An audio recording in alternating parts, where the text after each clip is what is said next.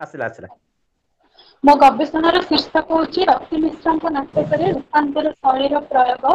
ଏଠି କହି ରଖିବାକୁ ଚାହେଁ, ଏହା ମୋର ନିବନ୍ଧ ସମ୍ପର୍କିତ ବିଷୟ। ସମଗ୍ର ପ୍ରବନ୍ଧଟି ମୁଁ ଚେଷ୍ଟା କରିଛି ରିସର୍ଚ୍ଚ ମେଥୋଡୋଲୋଜି ଅନୁସାରେ ପ୍ରସ୍ତୁତ କରିବା ପାଇଁ। ଯଦି ଅତି ସହଜ ଉପାୟରେ କହେ ତେବେ ରୂପାନ୍ତର ଶବ୍ଦର ଅର୍ଥ ହେଉଛି ପରିବର୍ତ୍ତନ, ଅର୍ଥାତ୍ ଗୋଟିଏ ରୂପରୁ ଅନ୍ୟ ରୂପକୁ ବଦଳି ଯିବା। ଏ ବଦଳି ଯିବାର ପ୍ରକ୍ରିୟାଟି ନାଟକରେ କାହିଁକି ଏବଂ କିପରି ଘଟିଲା ତାହା ସମସ୍ତ ଆଲୋଚନା ମୁଁ ମୋର ପ୍ରବନ୍ଧରେ ଉପସ୍ଥାପନ କରିଛି। ମୁଁ ବର୍ତ୍ତମାନ ଯିବି ବିଷୟ ସୂଚୀକୁ।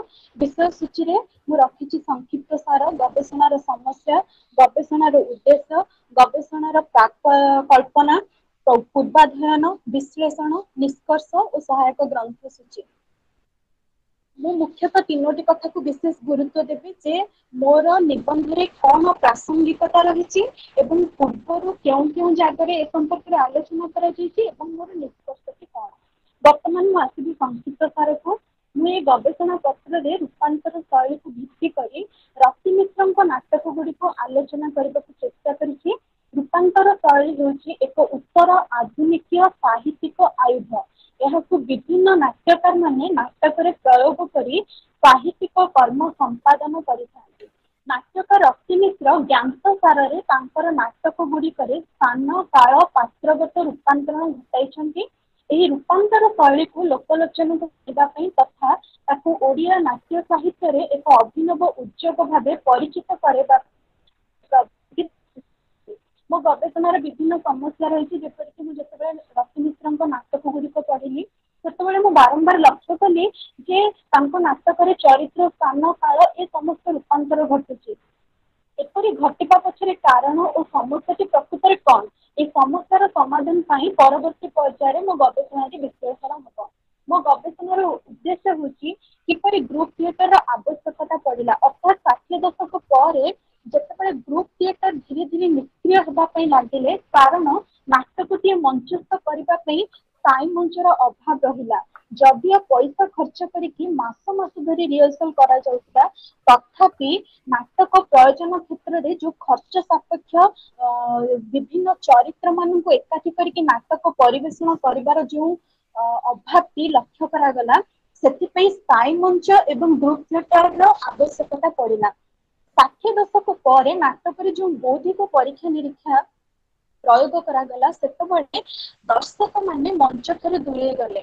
ତେଣୁକରି ନାଟ୍ୟକାର ମାନେ ଚେଷ୍ଟା କଲେ କିପରି ପୁନର୍ବାର ଦର୍ଶକ ମାନଙ୍କୁ ମଞ୍ଚ ପାଖକୁ ଫେରେଇ ଆଣିବା ଏବଂ ସେମାନେ ଲକ୍ଷ୍ୟ କଲେ ନାଟକ ତତ୍ତ୍ୱଧର୍ମୀ ନ ହେଇକି କିପରି ବକ୍ତବ୍ୟ ଧର୍ମୀ ହବ, ଏସବୁ ଦିଗକୁ ଯୋଉ ଲକ୍ଷ୍ୟ ରଖିକି ନାଟକ ସବୁ ରଚନା କରାଗଲା, ଏସବୁ ହଉଛି ମୋ ଗବେଷଣାର ଉଦ୍ଦେଶ୍ୟ।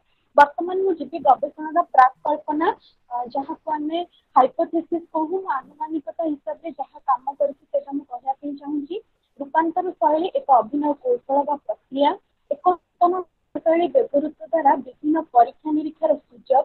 70 ଦଶକର ପୃଷ୍ଠଭୂମି ଓ ନାଟ୍ୟ ପରିବେଷଣ ଓ ଆବଶ୍ୟକତାରୁ ଏହି ଶୈଳୀର ବ୍ୟବହାର। ସମସାମୟିକ ନାଟ୍ୟକାର ମାନେ କିପରି ମୁକ୍ତଧାରାର ନାଟକ, ମହାକାବ୍ୟିକ ନାଟ୍ୟ ଶୈଳୀ, ଲୋକନାଟ୍ୟ ଶୈଳୀ ଏସବୁକୁ ପ୍ରୟୋଗ କରିକି ନାଟକ ରଚନା କଲେ ଏବଂ ସେମାନଙ୍କର ଲକ୍ଷ୍ୟ ରହିଲା ସେମାନେ କିପରି ବିଶ୍ୱ ନାଟ୍ୟ ଧାରା ସହିତ ସମତାଳରେ ଗତି କରିବେ। ବର୍ତ୍ତମାନ ମୁଁ ଆସିବି ପୂର୍ବାଧ୍ୟୟନ, ଅର୍ଥାତ୍ ମୁଁ ଗବେଷଣା କରିବା ପୂର୍ବରୁ ଅନ୍ୟ କେଉଁଠି ଏ ସମ୍ପର୍କରେ ଗବେଷଣା କରାଯାଇଛି। ପ୍ରଥମେ 1969 ମସିହାରେ Gerald Wells jumping off place American drama in the 1960s ପୁସ୍ତକରେ ରୂପାନ୍ତର ଶୈଳୀ ବା ଟ୍ରାନ୍ସଫର୍ମେସନ ଟେକ୍ନିକ୍ ସମ୍ପର୍କରେ ଆଲୋଚନା କରିଥିଲେ। ପରବର୍ତ୍ତୀ ସମୟରେ 1962 ମସିହାରେ Joseph Chaikin the presence of the actor ପୁସ୍ତକରେ ରୂପାନ୍ତର ଶୈଳୀ କଣ ବା କିପରି ଏହା ପ୍ରୟୋଗ କରାଯାଏ ତା ସମ୍ପର୍କରେ ସେ ଆଲୋଚନା କରିଥିଲେ। ଇଏ ଗଲା ବିଶ୍ୱ ସାହିତ୍ୟର କଥା। ଓଡ଼ିଆ ସାହିତ୍ୟରେ କିଏ ପ୍ରଥମେ କାମ କରିଥିଲେ ନା ରମେଶ ପ୍ରସାଦ ପାଣିଗ୍ରାହୀ ଅନ୍ଧ ନଦୀର ସୁଅ ଏବଂ ଶେଷ ପାହାଚ ନାଟକରେ ରୂପାନ୍ତର ଶୈଳୀ କିପରି ପ୍ରୟୋଗ ହୁଏ ବା ରୂପାନ୍ତର ଶୈଳୀ କାହାକୁ କୁହାଯାଏ ସେ ସମ୍ପର୍କରେ କିଛି କିଛି ଆଲୋଚନା କରିଥିଲେ। ରମେଶ ପ୍ରସାଦ ପାଣିଗ୍ରାହୀ ଅନ୍ଧ ନଦୀର ସୁଅ ପୁସ୍ତକର ନାଟକ ବହିର ମୁଖବନ୍ଧରେ ଉଲ୍ଲେଖ କରିଥିଲେ, ମୁଁ ଅର୍ଥାତ୍ ରମେଶ ପ୍ରସାଦ ପାଣିଗ୍ରାହୀ ଏବଂ ବିଜୟ ମିଶ୍ର ପ୍ରଥମେ ଏହି ରୂପାନ୍ତର ଶୈଳୀକୁ ଆଧାର କରି ନାଟକ ରଚନା କରିଥିଲେ। ବିଜୟ ମିଶ୍ରଙ୍କର 2ଟି ସୂର୍ଯ୍ୟଦତ୍ତ ଫୁଲପୁନେଇ ନାଟକରେ ମାତ୍ର 2ଟି ଚରିତ୍ର ରାଜା ଆଉ ରାଣୀ समग्र नाटकटिरे भिन्न भिन्न भूमिकार अवतीर्ण करी नाटकटी मंचस्थ कराइथिले किंतु से नाटकटी एजावत प्रकाश पाई नथिबा हेतु रूपांतर शैली को जदि प्रथमे ओडिया नाट्य साहित्य के प्रयोग करिथे एवं आलोचना करिथे से होचंती रमेश प्रसाद पाणिग्राही। तापरे मु आसीबी सुवर्ण रेखा ओडिया साहित्य पत्रिका ସେଥିରେ ଗୋଟେ ପ୍ରବନ୍ଧ ବାହାରିଥିଲା ନାଟ୍ୟ ସମାଲୋଚିକା ସଂଘମିତ୍ରା ମିଶ୍ରଙ୍କର ପ୍ରବନ୍ଧର ନାଁ ଥିଲା ଅସ୍ତି ପରବର୍ତ୍ତୀ ଓଡିଆ ନାଟକର ସ୍ୱର ଏବଂ ସ୍ୱାକ୍ଷର। ସେଥିରେ ସଂଘମିତ୍ରା ମହାପାତ୍ର ଗୋଟିଏ ପାତ୍ର ବୁଝିବା ପାଇଁ ଚେଷ୍ଟା କରିଥିଲେ ଯେ ନାଟକରେ କିପରି ଚରିତ୍ରଗତ ରୂପାନ୍ତର ଘଟୁଛି ସେଥିରେ ସ୍ଥାନଗତ ଏବଂ କାଳଗତ ରୂପାନ୍ତର କିପରି ଘଟୁଛି ତାହା ସେ ବର୍ଣ୍ଣନା କରିନଥିଲେ ଯାହାକି ମୁଁ ଚେଷ୍ଟା କରିଛି ମୋ ଗବେଷଣାରେ ବର୍ଣ୍ଣନା କରିବା ପାଇଁ ବୁଝେଇବା ପାଇଁ। ତାପରେ 2010 ମସିହାରେ ମମତା ମହାନ୍ତି ବୋଲି ଜଣେ ଗବେଷିକା ସେ Megan Terry and concept of transformation ପୁସ୍ତକରେ ବର୍ଣ୍ଣନା କଲେ ଯେ ମେଗାନ୍ ଟେରୀ ନାଟ୍ୟକାରଙ୍କ କେତେ ଗୁଡିଏ ନାଟକରେ କିପରି ଟ୍ରାନ୍ସଫର୍ମେସନର ଟେକ୍ନିକ ପ୍ରୟୋଗ ହୋଇଛି ବା ରୂପାନ୍ତର ଶୈଳୀର କିପରି ବ୍ୟବହାର ଘଟିଛି। ପରେ ପରେ 2016 ମସିହାରେ ରମେଶ ପ୍ରସାଦ ପାଣିଗ୍ରାହୀ ଓଡିଆ ନାଟ୍ୟ ସମାଲୋଚନା ଗୋଟେ ପୁସ୍ତକ ପ୍ରକାଶ କରିଥିଲେ ମୁକ୍ତଧାରାର ନାଟକ ଓଡିଆ ନାଟକର ଭାବକଳ୍ପ ରୂପ ବିନ୍ୟାସ ଯୋଉଥିରେ ସେ ମାତ୍ର 7-8ଟି ଧାଡିରେ ରୂପାନ୍ତର ଶୈଳୀ ସମ୍ପର୍କରେ ବା ରୂପାନ୍ତର ଅଭ୍ୟାସ ସମ୍ପର୍କରେ ସେ ବର୍ଣ୍ଣନା କରିଥିଲେ। ସବିଶେଷ ଆଲୋଚନା ନିମ୍ନ ନିବନ୍ଧରେ କରିବା ପାଇଁ ଚେଷ୍ଟା କରିଛି। ମୁଁ ବର୍ତ୍ତମାନ ଆସିବି ମୋର ବିଶ୍ଳେଷଣ ବିଭାଗକୁ ଅର୍ଥାତ୍ ରୂପାନ୍ତର ଶୈଳୀ ସମ୍ପର୍କିତ ଅବଧାରଣାକୁ। ଏହା ହେଉଛି ଏକ ଅଭିନୟ ଶୈଳୀ। ଏହି ଶୈଳୀଟି ଜୋସେଫ ଚାଇକିନ ଓପନ ଥିଏଟର ଗ୍ରୁପର ସେକେଣ୍ଡ ସିଟି ୱାର୍କସପ୍ ଗ୍ରୁପରେ ଉଦ୍ଭାବନ କରିଥିଲେ। ଏହି ଶୈଳୀ ନାଟ୍ୟକାର ରମେଶ ପ୍ରସାଦ ପାଣିଗ୍ରାହୀ କହନ୍ତି ଏହି ଶୈଳୀଟି ଉତ୍ତର ଆଧୁନିକ ନାଟ୍ୟ ପ୍ରୟୋଗ ଅନ୍ତର୍ଗତ। ଏଥିରେ ଜଣେ ଅଭିନେତା ବାରମ୍ବାର ନିଜର ଭୂମିକା ଓ ଚରିତ୍ର ବଦଳିଥାଏ। ଏହି ଚରିତ୍ର ବଦଳ ବିନା କାରଣ ଓ ବିନା ଯୁକ୍ତିରେ ଘଟିପାରେ ଫଳରେ ନାଟ୍ୟ ଚରିତ୍ର ତାର ଏକକତ୍ୱ ହରାଏ ଏବଂ ଅନେକ ଚରିତ୍ରର ଏକ କୋଲାଜ ବା ସମାହାର ଚରିତ୍ରରେ ପରିଣତ ହୁଏ। ଅର୍ଥାତ୍ 60 ଦଶକ 70 ଦଶକ ପରେ ପରେ ନାଟକରେ ଭିନ୍ନ ଭିନ୍ନ ପରିବର୍ତ୍ତନ ଦେଖିଲୁ ଯେପରିକି ଐକତ୍ରୟୀ ଭାବ ରହିଲା କାର୍ଯ୍ୟକରଣଗତ ଉଲ୍ଲଂଘନ ରହିଲା ବିଭିନ୍ନ ନିୟମକୁ ଆଉ ଗ୍ରହଣ କରାଯାଏ ନାହିଁ। ସେଥିପାଇଁ ମନୋରଞ୍ଜନ ଦାସ ନନ୍ଦିତା କେଶରୀ ନାଟକରେ କହିଲେ ଯେ ନାଟକରେ କୌଣସି ପ୍ରକାର ଆଉ ଟାଇଟ୍ ଜ୍ୟାକେଟର ବ୍ୟବହାର କରାଯିବ ନାହିଁ। ଅନୁରୂପ ଭାବରେ ସେ ତାଙ୍କ କାଠଗୋଡା ନାଟକର ମୁଖବନ୍ଧରେ କହିଲେ ଆଜି ଆଧୁନିକ ନାଟକ ପାଇଁ କୌଣସି ଧରାବନ୍ଧା ନିୟମ ବା ରୁଲ ନାହିଁ। ତାର ସବୁଠୁ ବଡ ନିୟମ ହେଉଛି ଯେ କୌଣସି ନିୟମକୁ ସ୍ୱୀକାର ନ କରିବା। ଏ ପ୍ରକାର ପୃଷ୍ଠଭୂମିରେ ପ୍ରାୟତଃ ନାଟକ ସବୁ ରଚନା କରାଗଲା। ମୁଁ ବର୍ତ୍ତମାନ ଆସିବି ରୂପାନ୍ତର ଶୈଳୀ ପାଖକୁ। ଏହା ମୁଖ୍ୟତଃ 3 ପ୍ରକାର ଗୋଟେ ଚରିତ୍ରଗତ ରୂପାନ୍ତର ସ୍ଥାନଗତ ରୂପାନ୍ତର ଏବଂ କାଳଗତ ରୂପାନ୍ତର। କେତେକ ସ୍ଥଳରେ ମଧ୍ୟ ଚେତନାଗତ ରୂପାନ୍ତର ବି ଲକ୍ଷ୍ୟ କରାଯାଏ। ଯେତେବେଳେ ନାଟକରେ ସ୍ଥାନ କାଳ ପାତ୍ର ଏସବୁର ରୂପାନ୍ତର ଘଟୁଛି ସେତେବେଳେ ଅନୁରୂପ ଭାବରେ ସଂଳାପ ଭାଷା ଆଲୋକ ପ୍ରଭୃତିରେ ମଧ୍ୟ ରୂପାନ୍ତର ଘଟେ। ଏ ଶୈଳୀକୁ ଆଧାର କରି ରକ୍ତି ମିଶ୍ର କେବଳ ନୁହେଁ ରକ୍ତି ମିଶ୍ରଙ୍କର ସମସାମୟିକ ନାଟ୍ୟକାର ମାନେ ମଧ୍ୟ ପ୍ରୟୋଗ କରି ନାଟକ ରଚନା କରିଛନ୍ତି ଯେମିତିକି ରମେଶ ପ୍ରସାଦ ପାଣିଗ୍ରାହୀ ଶଙ୍କର ତ୍ରିପାଠୀ ବିଜୟ ଶତପଥୀ ନାରାୟଣ ସାହୁ ପ୍ରଭୃତି ନାଟ୍ୟକାର ଗଣ। ବର୍ତ୍ତମାନ ମୁଁ ଆସିବି ରୂପାନ୍ତର ଶୈଳୀର ଉଦ୍ଭାବକ ଓ ଓପନ ଥିଏଟର ସମ୍ପର୍କରେ। ଜୋସେଫ ଚାଇକିନ ଆମେରିକା ଦେଶର ଜଣେ ସୁପରିଚିତ ନାଟ୍ୟକାର ନାଟ୍ୟ ନିର୍ଦ୍ଦେଶକ ଅଭିନେତା ଓ ନାଟ୍ୟ ଶିକ୍ଷକ ଭାବରେ ପ୍ରତିଷ୍ଠିତ। ରୂପାନ୍ତର ଶୈଳୀର ଯୋଉ ପ୍ରୟୋଗ ଓପନ ଥିଏଟରରେ ହେଇଥିଲା ସେ ଓପନ ଥିଏଟର କେତେ ଗୋଟେ ଗୁରୁତ୍ୱପୂର୍ଣ୍ଣ ତଥ୍ୟ ମୁଁ ଆପଣମାନଙ୍କୁ ଜଣାଇବା ପାଇଁ ଚାହିଁବି। ଓପନ ଥିଏଟର 1963 ମସିହାରୁ 1963 ମସିହା ପର୍ଯ୍ୟନ୍ତ ସକ୍ରିୟ ଥିବା ଏକ ପରୀକ୍ଷାମୂଳକ ନାଟ୍ୟାନୁଷ୍ଠାନ। ଏହି ଥିଏଟର ଗ୍ରୁପଟି ପ୍ରଥମେ ନ୍ୟୁୟର୍କ ସହରରେ ଜୋସେଫ ଚାଇକିନ ପିଟର ଫେଲଡମ୍ୟାନ ଓ ମେଗାନ୍ ଟେରୀଙ୍କ ଦ୍ୱାରା ପ୍ରତିଷ୍ଠିତ ହୋଇଥିଲା। ପରବର୍ତ୍ତୀ ସମୟରେ ପିଟର ଫେଲଡମ୍ୟାନ ଓ ମେଗାନ୍ ଟେରୀ ଆଉ ଏ ଗ୍ରୁପ ସହିତ ରହିନଥିଲେ। ସେମାନେ ଏଇ ଗ୍ରୁପରୁ ବାହାରି ଯାଇଥିଲେ। ଏଇ ଗ୍ରୁପଟିକୁ ଆଗେଇ ନେଇଥିଲେ ଜୋସେଫ ଚାଇକିନ। ଏଇ ଗ୍ରୁପରେ ବା ଏଇ ଓପନ ଥିଏଟରରେ ଏତେ ଗୁରୁତ୍ୱପୂର୍ଣ୍ଣ କଥା ହେଲା ଏଠାରେ ଅଭିନେତାର ଅଭିନୟ କୌଶଳ ଉପରେ ଅଧିକ ସ୍ୱାଧୀନତାକୁ ଗୁରୁତ୍ୱ ଦିଆଯାଉଥିଲା। ମୁଁ କୋଟ୍ କରିବା ପାଇଁ ଚାହେଁ ଓପନ ଥିଏଟର ପ୍ରଥମ ଥର ପାଇଁ ପ୍ରମାଣିତ କଲା ଯେ ନାଟ୍ୟ ପ୍ରଯୋଜନା ଏକ ସହଯୋଗ ଧର୍ମୀ କଳା କିନ୍ତୁ ନିର୍ଦ୍ଦେଶକ ଚାହିଁଲେ ଯେକୌଣସି ମୁହୂର୍ତ୍ତରେ ନାଟ୍ୟ ରଚନା ଦୃଶ୍ୟ କର୍ମ ଅଭିନୟ ପ୍ରକ୍ରିୟା ଇତ୍ୟାଦିରେ ହସ୍ତକ୍ଷେପ କରିପାରୁଥିଲା। ତେଣୁ ଏ ବ୍ୟବସ୍ଥାରୁ ଏକ ନୂତନ ଶୈଳୀ ଉଦ୍ଭାବନ କରାଗଲା ଯାହାକୁ ଆମେ ଇଂରାଜୀରେ କହୁ ଇମ୍ପ୍ରୋଭାଇଜେସନ ଟେକ୍ନିକ। ଯଦି ମତେ କିଏ ପ୍ରଶ୍ନ ପଚାରନ୍ତି ତାହେଲେ ମୁଁ ବୁଝେଇदेବି। ବର୍ତ୍ତमान ମୁଁ ଫେରିବି नाटक रक्ति मिश्र पाखक। आपण मैंने देखिपे मुझे जो नाटक गुड़िक नहीं हंस शिकार 1 वर्ष आसूची अति आचंबित कथा सीता संरक्षित रुद्धद्वार चांचल्यकर गोटे कथा लक्ष्य करेंगे 1970 रु 1990 95 भितर नाटक सब लिखित रही संपर्क खाली पदे कहवाई चाहे प्रत्येक नाटक स्वतंत्र प्राय नाटक सांस्कृतिक राजनीतिक अर्थनैतिक समस्या को नहीं लिखिं जदि संक्षेप कहुए तेज प्रत्येक नाटक देखा छलना विरुद्ध से किपरि स्वर उत्तोलन कर विशेषतः प्राय नाटक से लोकनाटक शैली महाकाव्यिक नाट्य शैली को अनुसरण करके नाटक रचना कर नाटक किपरि रूपांतर शैली से प्रयोग करके बेस सफल हो पार्टी परवर्ती समय आलोचना करी कही रखुदी 70 परवर्ती अर्थात 70 रु 1990 पर्यंत जो नाटक गुड़िक लिखाई तार गोटे निर्दिष्ट पृष्ठभूमि रही नाट्यकार माने प्रथम दर्शकीय रुचि को गुरुत्व देकी मंच को दर्शक मान पाखक आने चेष्टा करते साधारण जनता सम्मुखें होता विभिन्न समस्या को नाटक स्थान दिगला एवं नाटक परिवेषण से नाट्य उपादान भाव ग्रहण कले परिकाहिनी किंवदंती पुराण कहानी प्रभृति संयोजना दलित निष्पेषित गरीब खटिकिया आदिवासी गोष्ठी मान स्वार्थ रक्षा जनित विषय वस्तु लोकनाट्य अंतर्भुक्त संगीत नृत्य इत्यादि प्रयोग कहवा बाहुल्य जे रक्ति मिश्र स्थानित नाटक गुड़िक सांप्रतिक समय गोटे खोला पृष्ठा धरी नियंतु किपरि ना रुद्धद्वार नाटक बाल्याकाल क्षेपणास्त्र घाटीर स्थापन और साधारण जनता किपरि कुप्रभाव पड़ी तार चित्र देखा मिले संरक्षित नाटक गुजरात विस्थापन समस्या कथा कहते पुणी प्रथम ओडिया नाट्य साहित्य इम्प्रोवाइजेशन टेक्निक प्रयोग करके हंस शिकार से 1975 मसीहार जातीय जरूरीकालीन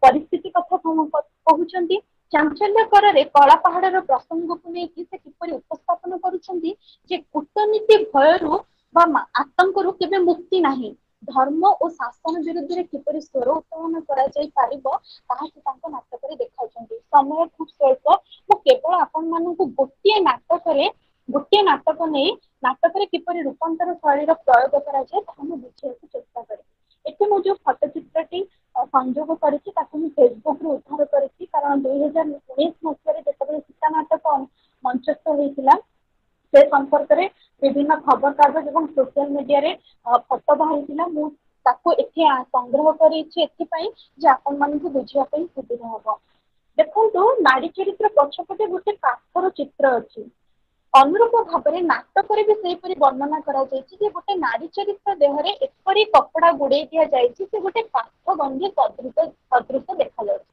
समग्र नाटकटी मात्र 2टी पर्यायर विभक्त होती गोटे हूँ परिकाहिनी पर्याय आ गोटे हूँ आधुनिक कहानी पर्याय देखु कहानी पर्यायटी आसूची केमिति नाटक सूचना दि जाऊँगी मुझे कोट करुँची नाटकटी आरंभ होती एपरी तमें मैंने से परिकाहिनी परिकन्यार कहानी शुणुवे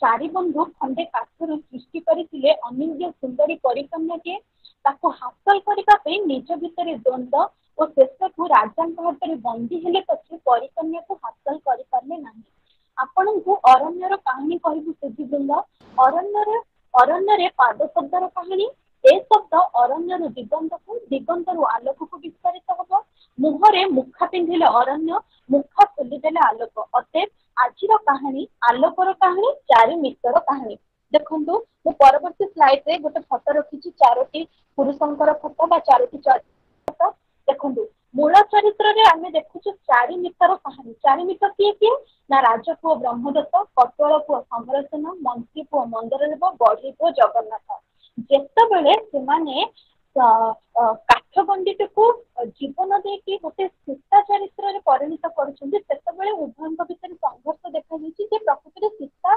कहार हम से सीता कहार हुई नहीं राजा सीता को नहीं जाते ए 4 जन चरित्र को बंदी कर जितेबाला से 4 मित्र कहानी मंचस्थ 4 मित्र कहानी को लेकिन नाटक अभिनय कर वेशभूषा ठीक यहीपरी किंतु जितेबाला से आधुनिक जुगर रूपांतरित हो जाती आधुनिक युवक चरित्र रूपांतरित हो जाती भूमिका रूपांतरित होती ଫଟୋଚିତ୍ର ନାହିଁ, ତେଣୁକରି ମୁଁ କ୍ଷମା ଚାହୁଁଛି, ମୁଁ ଦେଖେଇ ପାରୁନାହିଁ। ମୁଁ ବହୁତ ଚେଷ୍ଟା କରିବା ପରେ ବି ସେ ଫଟୋକୁ ସଂଗ୍ରହ କରିପାରି ନାହିଁ। କେବଳ ଆପଣଙ୍କୁ ବୁଝିବା ପାଇଁ ଚେଷ୍ଟା କରୁଛି, ଯେତେବେଳେ ସେମାନେ ଆଧୁନିକ କାହାଣୀର ପର୍ଯ୍ୟାୟରେ ଉପନୀତ ହଉଛନ୍ତି, ସେତେବେଳେ ନାଟକରେ କୋରସ ମାଧ୍ୟମରେ ସୂଚନା କିପରି ଦିଆଯାଉଛି। ଆମେ ପ୍ରକାଶ, ବିକାଶ, ନରେନ୍ଦ୍ର, ନିରଞ୍ଜନ, ଆମେ ଯୁବକ ମାନେ ଏକ ଓ ଅଭିର, ଆମେ ଅତୀତର କାହାଣୀ କହୁଛୁ, ଆମର ଶିକ୍ଷା ଶିକ୍ଷାଳୟର କାହାଣୀ। ଏଠି ସମସ୍ତେ କଲେଜର ଛାତ୍ର ରୂପରେ ପରିଣତ ହୋଇଯାଇଛନ୍ତି ଏବଂ କାଠଗଣ୍ଡିଟି ଯେତେବେଳେ ଚାରିମିତର କାହାଣୀରେ ଥିଲା ବା ପରିକନ୍ୟାର କାହାଣୀରେ ଥିଲା, ସିଏ ବର୍ତ୍ତମାନ ଆଧୁନିକ ନାରୀ ଚରିତ୍ରରେ ରୂପାନ୍ତରିତ। ଅନୁରୂପ ଭାବରେ ଏଠି ବି ଏଇ 4 ଜଣ ସାଙ୍ଗ ଚେଷ୍ଟା କରିଛନ୍ତି ସୀତାକୁ ନବା ପାଇଁ, ନିଜର କରିବା ପାଇଁ, କିନ୍ତୁ ସେ କରିପାରି ନାହାନ୍ତି। ସୀତା ଶେଷରେ ପରିଣତ ହେଇଯାଉଛି କାଠଗଣ୍ଡିରେ। ଏଠି ଯେତେବେଳେ ଉଭୟଙ୍କ ଭିତରେ ସଂଘର୍ଷ ଦେଖାଯାଉଛି, ସେତେବେଳେ ପ୍ରକାଶ ଚରିତ୍ରଟି ପ୍ରତି ରୂପାନ୍ତରିତ ଚରିତ୍ର ହେଇଯାଉଛି କୋଉଥିରେ ନା ଓକିଲରେ। ବିକାଶ ପୁନର୍ବାର ପ୍ରତି ରୂପାନ୍ତରିତ ହେଇଯାଉଛି କୋଉଥିରେ, ଦରୱାନରେ। ନରେନ୍ଦ୍ର ସରକାର ଓକିଲ ଭୂମିକାରେ ଅଭିନୟ କରୁଛି, ନିରଞ୍ଜନ ଗୁଣ୍ଡା ଭୂମିକାରେ ଅଭିନୟ କରୁଛି। ମୁଁ ବର୍ତ୍ତମାନ ଯିବି ଆପଣଙ୍କୁ ସ୍ଥାନ ଏବଂ କାଳଗତ ରୂପାନ୍ତର ବୁଝେଇବା ପାଇଁ। ଦେଖନ୍ତୁ, ଯେତେବେଳେ ସ୍ଥାନଗତ ରୂପାନ୍ତର ଘଟୁଛି, ଚାରିମିତର କାହାଣୀ କହିଲା ବେଳେ ମଞ୍ଚଟି ପ୍ରଥମେ ଅରଣ୍ୟର ପରିବେଶ ରହୁଛି। ସେଇ ଅରଣ୍ୟର ପରିବେଶଟି କାଳକ୍ରମେ ଆବଶ୍ୟକତା ଅନୁସାରେ ଗୁରୁକୁଳର ଆଶ୍ରମ, କଲେଜର ସ୍ଥାନ, କଚେରୀରେ ଗୃହର ସ୍ଥାନ ଏବଂ ବନ୍ଦିଶାଳ ଇତ୍ୟାଦିରେ ପରିଣତ ହେଇଯାଉଛି ବା ରୂପାନ୍ତରିତ ହେଇଯାଉଛି। ଠିକ ସେହିପରି କାଳଗତ ରୂପାନ୍ତର କଣ ହଉଛି ନା, ଗୋଟିଏ ଲମ୍ଫରେ ପୁରାତନ ଯୁଗଟି, ଅର୍ଥାତ୍ ଯେତେବେଳେ ପରିକନ୍ୟାର କାହାଣୀ କଥା କୁହାଯାଉଛି, ସେତେବେଳେ ଆଧୁନିକ କାଳଖଣ୍ଡରେ ରୂପାନ୍ତରିତ ହେଇଯାଉଛି ମାତ୍ର ଗୋଟିଏ ଲମ୍ଫରେ। ଏଠି ଗୁରୁତ୍ୱପୂର୍ଣ୍ଣ କଥାଟି କଣ ନା, ଏ ପ୍ରକାର ରୂପାନ୍ତର କେବଳ ବାଚିକ ଅଭିନୟ ଦ୍ୱାରା ଘଟୁଛି, ଅର୍ଥାତ୍ ସଂଳାପ ମାଧ୍ୟମରେ ସୂଚେଇ ଦିଆଯାଉଛି ଯେ କିପରି ପରିବର୍ତ୍ତନ ହଉଛି। କିନ୍ତୁ ଚରିତ୍ରଗତ ରୂପାନ୍ତରରେ ସେମାନେ ବେଶ ପୋଷାକ ପରିବର୍ତ୍ତନ କରିପାରୁଥିଲେ। ସ୍ଥାନ ଏବଂ କାଳଗତ ରୂପାନ୍ତରରେ କେବଳ ବାଚିକ ଅଭିନୟ ବା ଗୋଟିଏ ଗୋଟିଏ ସଂଳାପ ମାଧ୍ୟମରେ ପରିବର୍ତ୍ତନ ରୂପାନ୍ତର ଘଟୁଛି। ଉଦାହରଣ ସ୍ୱରୂପ ପ୍ରକାଶ, ବିକାଶ, ନରେନ୍ଦ୍ର, ନିରଞ୍ଜନ ମଞ୍ଚରେ ଉପସ୍ଥିତ ହୋଇ କହୁଛନ୍ତି, ଆମେମାନେ ବର୍ତ୍ତମାନ ଶିକ୍ଷାଳୟରେ ଶିକ୍ଷା କଲେଜରେ ଶିକ୍ଷା ଗ୍ରହଣ କରୁଛୁ। ଅର୍ଥାତ୍ ସେଇ ମଞ୍ଚଟି ଗୋଟେ ଗୁରୁକୁଳ ଆଶ୍ରମରୁ ବା ଗୋଟେ ଅରଣ୍ୟର ପରିବେଶରୁ ସାଙ୍ଗେ ସାଙ୍ଗେ କଲେଜର ଗୃହରେ ପରିଣତ ହୋଇପଡୁଛି। ବର୍ତ୍ତମାନ ମୁଁ ଆସିବି ମୋର ନିଷ୍କର୍ଷକୁ। ଏଠି ପ୍ରକୃତରେ ସୀତା ପୁରାଣର ସତୀ ସୀତା ନୁହନ୍ତି।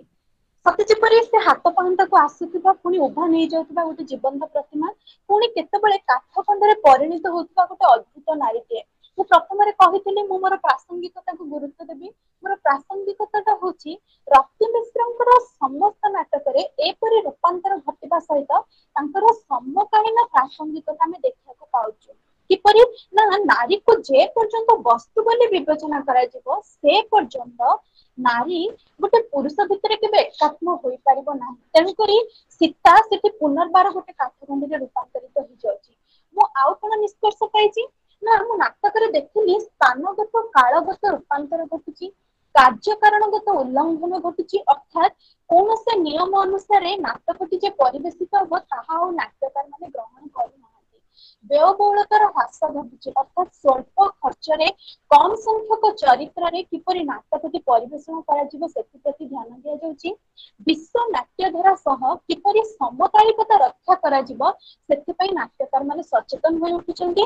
ସବୁଠୁ ଗୁରୁତ୍ୱପୂର୍ଣ୍ଣ ଏବଂ ଶେଷ କଥା ହଉଛି, ସମସ୍ତ ସିଧାସଳଖ ଭାବେ କିପରି ପ୍ରତ୍ୟକ୍ଷ ଧର୍ମୀ ବକ୍ତବ୍ୟ ଦର୍ଶକ ନିକଟରେ ପହଞ୍ଚାଇ ପାରିବେ, ସେଥିପ୍ରତି ସେମାନେ ଲକ୍ଷ୍ୟ ରଖୁଛନ୍ତି। ମୁଁ ଏଠି କହି ରଖେ, କେବଳ ରତି ମିଶ୍ର ନୁହଁ, ରତି ମିଶ୍ରଙ୍କ ସମସାମୟିକ ନାଟ୍ୟକାର ମାନେ ମଧ୍ୟ ଏହି ରୂପାନ୍ତର ଶୈଳୀକୁ ପ୍ରୟୋଗ କରିକି ଅତି ସଫଳ ଏବଂ ଚମତ୍କାର ଭାବେ ନାଟକ ପରିବେଷଣ କରିଛନ୍ତି। ଏବଂ ରୂପାନ୍ତର ଶୈଳୀଟି ଓଡ଼ିଆ ନାଟ୍ୟ ସାହିତ୍ୟରେ ଏକ ଅଭିନବ ଶୈଳୀ କହିଲେ ଅତ୍ୟୁକ୍ତି ହେବ ନାହିଁ। ମୁଁ ବର୍ତ୍ତମାନ ଶେଷରେ ଯିବି ମୋ ସହାୟକ ଗ୍ରନ୍ଥ ସୂଚୀ, ଯୋଉଟା କି ମୁଁ MLA ଷ୍ଟାଇଲ ସିଟିର 9th ଏଡିସନ ଅନୁସାରେ ପ୍ରସ୍ତୁତ କରିଛି। ହୁଏତ ମୋର ଏଠି କିଛି ଭୁଲ ତ୍ରୁଟି ଥାଇପାରେ, ମୁଁ ସେଥିପାଇଁ କ୍ଷମା ଚାହୁଁଛି। ଯେପରିକି ମୁଁ ଯେତେବେଳେ MLA ଷ୍ଟାଇଲ ସିଟି ପଢୁଥିଲି, ସେତେବେଳେ ମୁଁ ଦେଖିଲି ସେମାନେ ଯୋଉଠି ଫୁଲଷ୍ଟପର ବ୍ୟବହାର କରିଛନ୍ତି, ଆମେ ଯଦି ସେଠି ପୂର୍ଣ୍ଣଚ୍ଛେଦର ବ୍ୟବହାର କରିବୁ ତାହା ଭୁଲ ହୋଇଯିବ, ତେଣୁକରି ଗୋଟେ ସୁନ୍ଦର ଦେଖାଯିବନି। ତେଣୁ ମୁଁ ସେ ସ୍ଥାନରେ କମାର ବ୍ୟବହାର କରିଛି ଏବଂ ଅନ୍ୟ ସମସ୍ତ ନିୟମ ମୁଁ ରକ୍ଷା କରିବା ପାଇଁ ଚେଷ୍ଟା କରିଛି। समस्त को मोर धन्यवाद। नमस्कार। ये धन्यवाद ममता।